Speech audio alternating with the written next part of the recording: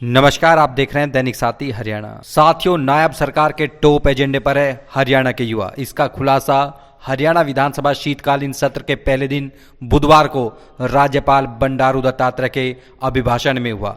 मां मुहिम की घोषणा से नौकरी की तलाश कर रहे प्रदेश के लाखों बेरोजगार युवाओं व युवतियों को लाभ मिलेगा। यूं कहे तो बड़ी राहत मिलेगी। मूल रूप से राज्यपाल का अभिभाषण सरकार की नीतियों का एजेंडा होता है। इसी अभिभाषण में राज्यपाल ने घोषणा करते हुए कहा है कि मेरी सरकार प्रदेश के उन बेरोजगारों को 9,000 रुपये प्रतिमाह वित्तीय सहायता 2 साल के लिए देगी जिन्होंने कॉमन एलिजिबिलिटी टेस्ट यानी सीटी पास तो कर लिया, लेकिन 1 साल के अंदर उनको नौकरी नहीं मिल पाई और अगले 2 साल तक उनको वित्तीय सहायता दी जाएगी। बता दें कि प्रदेश में सीटी पास बेरोजगारों का आंकड़ा लाखों में है। ऐसे में समझा जा सकता है कि सरकार ने पहले शीतकालीन सत्र में बता दिया कि नायब सरकार की प्राथमिकताओं में शामिल हैं युवाओं के लिए रोजगार की व्यवस्था करना। बता दें कि प्रदेश सरकार ने 2021 में सीटी का ड्राफ्ट तैयार किया, जिसे वर्ष 2022 में मनोहर सरकार ने लागू कर दिया था। नई व्यवस्था में एक बार जो अभ्यर्थी परीक्षा पास कर लेगा वह 3 साल निकलने वाली भर्तियों के लिए पात्र रहेगा। तृतीय श्रेणी पदों के लिए 5 व 6 नवंबर 2022 को पहली बार सीटी आयोजित किया गया, जिसमें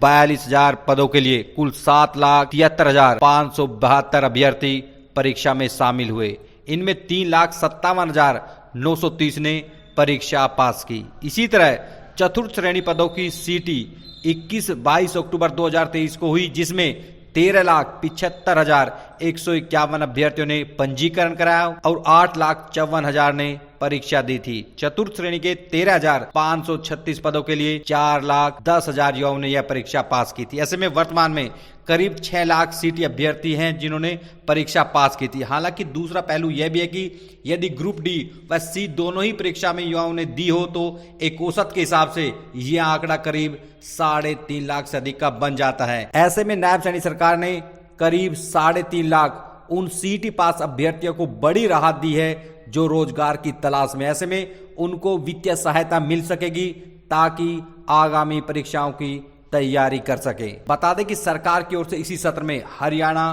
कौशल रोजगार निगम में लगे करीब 1,20,000 युवाओं की नौकरी की सुरक्षा का बड़ा तोहफा दिया जा रहा है। हालांकि इसके लिए घोषणा पहले ही हो चुकी है, लेकिन विधानसभा में विधेयक पास कराकर इसको कानूनी अमली जामा पहना दिया जाएगा। 50,000 तक की नौकरी पाने वाले HKRN के तहत लगे युवाओं को सीधे तौर पर नौकरी सुरक्षा की गारंटी देकर बड़ी राहत देने का काम नायब सैनी सरकार ने किया है। अब आपको दिखाते हैं बुधवार को शीतकालीन सत्र के पहले दिन अपने अभिभाषण में राज्यपाल बंडारू दत्तात्रेय ने क्या कहा और किस तरह से लाखों युवाओं को राहत देने का काम किया।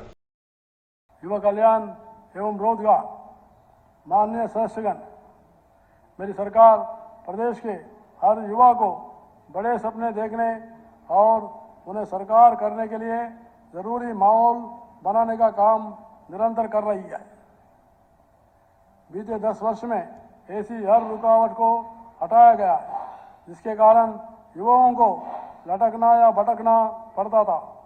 सरकार ने ग्रुप सी व डी की भर्तियों में इंटरव्यू को खत्म किया है।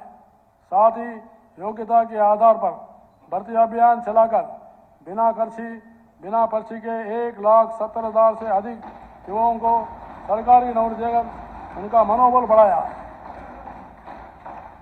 मेरी सरकार ने हाल ही में 26,000 युवाओं को सरकारी नौकरी देकर चुनावों से पूर्व किए अपने वादे पर खरा उतरने का काम किया है।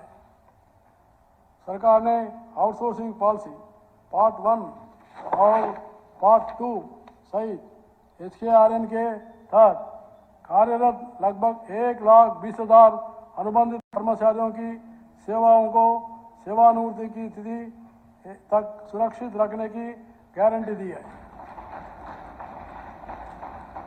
मेरी सरकार 2 लाख युवाओं को सरकारी नौकरी देने के लिए संकल्पबद्ध है। इसके अलावा 5 लाख युवाओं के लिए अन्य रोजगार के अवसर दिए जाएंगे तथा नेशनल अप्रेंटिसशिप प्रमोशन योजना के माध्यम से 1 लाख मासिक स्टाइपेंड की सहायता भी दी जाएगी। सीईटी की परीक्षा पास करने वाले सभी युवा जिनको एक साल में नौकरी नहीं मिलेगी उन्हें अगले 2 वर्ष तक 9,000 रुपये मासिक दिए जाएंगे। विदेशों में रोजगार पाने की इच्छुक युवाओं को सरकार उचित मार्गदर्शन और मदद प्रदान करेगी। डंकी रूट की समस्या को पूरी तरह समाप्त करने के लिए विस्तृत योजना बनाई जाएगी।